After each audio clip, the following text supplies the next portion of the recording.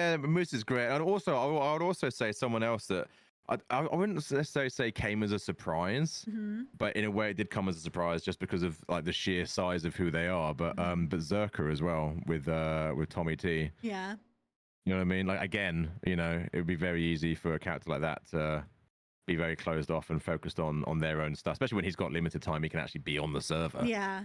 But it's the opposite, man. He's just like, yeah, if I can talk to anyone, role play with anyone. Which is how it should be. You know what I mean? No, it is. It 100% it is. But it's I would say it's very rare to come across people who do not have an elitist energy. And I would say like LordKebun as Mr. K is exactly the same. Oh yeah.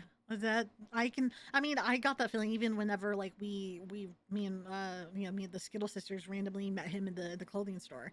You know what I mean? He wasn't like, you know, it wasn't like he stayed quiet the whole time. Like, you know, he actually RP'd with us. He was like, oh yeah, you know what I mean? He was still open to just, you know, talking to two random people that just walked into a clothing store. You know what I mean? So, I appreciate that a lot.